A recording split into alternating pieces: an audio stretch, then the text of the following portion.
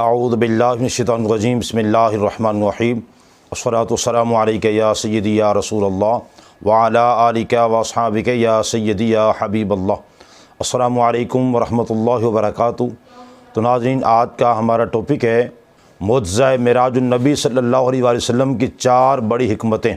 तो नाज़रीन किराम, अल्लाह रब्बुल आलमीन खालिक़ कायनात ने हमारे प्यारे आका सल्लल्लाहु ताला अलैहि वसल्लम को मेराज का जो मुअज्ज़ा अता फ़रमाया, ये बड़ा ही अजीम मुअज्ज़ा है। मुअज्ज़ा मिराजुन नबी सल्लल्लाहु अलैहि वसल्लम की बेशुमार हिकमतें हैं, जिनमें से 4 बड़ी हिकमतें आज मैं आपके सामने अर्ज़ करूँगा।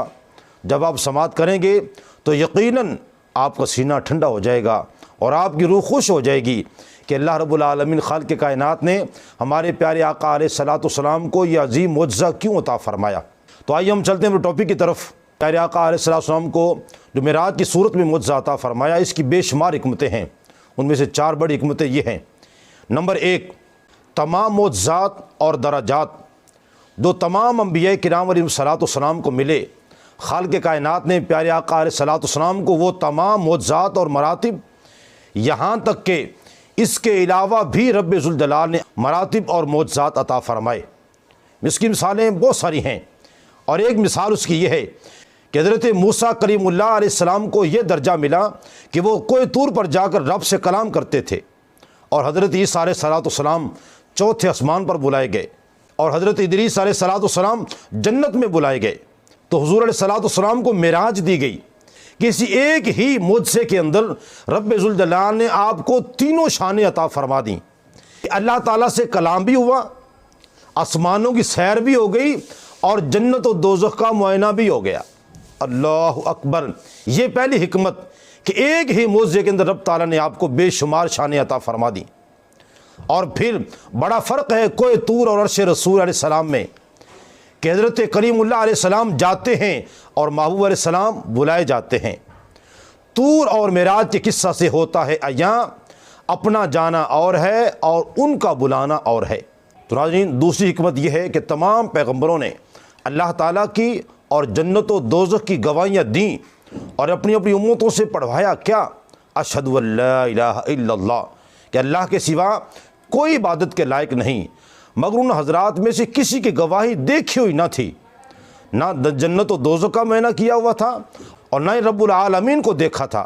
यानी सब हज़रात की गवाही सुनी हुई थी, देखी हुई ना थी, और गवाही की इंतहा देखने पर होती है। तो ज़रूरत यह थी कि अंबिया किराम अलैहिस्सलाम की इस मुक़द्दस जमात में से कोई ऐसी हस्ती भी हो जो इन तमाम चीज़ों की गवाही दे कर दे, उसकी गवाही पर शहादत की तकमील हो जाए। ये शहादत की तकमील कब हुई? ये प्यारे आका अलैहिस्सलातु वस्सलाम की ज़ात बाबरकत पर हुई।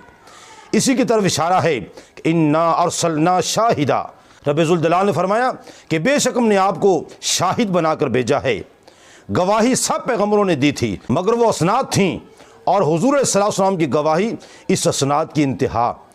इसीलिए हुज़ूर ख़ातमुन नबिय्यीन हैं कि समई कि सुनी हुई गवाहियों की इंतहा देखी हुई गवाही पर हो जाती है। अगर आपकी तशरीफ़ आवरी पहले से ही हो जाती तो बाकी अंबिया किराम अलैहिस्सलाम जो थे वो नबुव्वत से सरफराज ना किए जाते, क्योंकि हुज़ूर अलैहिस्सलाम के बाद किसी नए नबी की ज़रूरत ही नहीं कि आईनी गवाही के बाद सुनी हुई गवाही दी जाए। तो नाज़रीन किराम, ये थी दूसरी हिकमत। और तीसरी हिकमत यह है कि रब्बुल आलमीन खालिक़ कायनात ने फरमाया इन्नल्लाह अश्तरा मिनल मुमिनीना अनफुसहुम व अम्वालहुम बिअन्ना लहुमुल जन्नह। तर्जमा, अल्लाह ताला ने मुसलमानों की जान व माल ख़रीद लिए जन्नत के बदले। तो अल्लाह ताला मुसलमानों की जान व माल का ख़रीदार, मुसलमान फ़रोख्त करने वाले। और ये सौदा किन के ज़रिए से हुआ? ये प्यारे आका अलैहिस्सलाम आपके ज़रिए से हुआ। तो जिसके ज़रिए से सौदा हुआ हो उसे चाहिए कि वो माल को भी देखे और उसकी कीमत को भी देखे। तो हिकमत ये थी कि महबूब सल्लल्लाहु अलैहि वसल्लम, आपने मुसलमानों की जानो माल को देख लिया, आओ जन्नत को भी देख जाओ और अपने ग़ुलामों की इमारतें और बागात भी मुलाहिज़ा कर लो, बल्कि सिर्फ जन्नत को ही नहीं, जन्नत वाले को भी देख जाओ, यानी खुद परवरदिगार आलम की ज़ात को भी। तो नाज़रीन किराम, ये थी तीसरी हिकमत। और चौथी हिकमत मिराजुन नबी सल्लल्लाहु अलैहि वसल्लम की ये थी कि हुजूर अलैहिस्सलातु वस्सलाम अल्लाह ताला की अता से तमाम मुमलकत इलाहिया के मालिक हैं। इसलिए जन्नत के दरख्तों के पत्तों पर, जन्नत के दरख्तों के दरवाज़ों पर, हूरों की आंखों में, गर्ज़े के हर जगह यही लिखा हुआ है क्या? ला इलाहा इल्लल्लाहु मुहम्मदुर रसूलुल्लाह। यानी ये कि ये चीज़ें अल्लाह ताला की बनाई हुई हैं और हज़रत मुहम्मद सल्लल्लाहु अलैहि वसल्लम को अल्लाह ताला ने इनका मालिक बना दिया है, क्योंकि जो मालिक होता है उसका ही नाम उसकी चीज़ों पे लिखा होता है। बाअताए इलाही प्यारे आका अलैहिस्सलाम हर चीज़ के मालिक हैं। आला हज़रत अज़ीम अल बरकत अशाह इमाम अहमद रज़ा खां बरेलवी रहमतुल्लाह अलैह फरमाते हैं, मैं तो मालिक ही कहूँगा कि हो मालिक के हबीब, यानी महबूब व मुहिब में नहीं मेरा तेरा। तो नाज़रीन किराम, मर्ज़ी इलाही यही थी कि मालिक को उसकी मलकियत दिखा दी जाए। तो ये थी चौथी हिकमत प्यारे आका अलैहिस्सलाम को ये मेराज का मुअज्ज़ा अता करने में। तो नाज़रीन किराम, आपने मुअज्ज़ा मिराजुन नबी सल्लल्लाहु ताला अलैहि वसल्लम की 4 बड़ी हिकमतें समाअत की हैं, तो यकीनन आपका दिल खुश हुआ होगा, आपकी रूह को तस्कीन पहुंची होगी कि ये शान किन को अता फरमाई गई? हमारे प्यारे आका हज़रत जनाब सय्यदुना मुहम्मदुर रसूलुल्लाह सल्लल्लाहु अलैहि वसल्लम को अता की गई। दुआ करते हैं अल्लाह ताला हमें अमल करने की तौफीक अता फरमाए।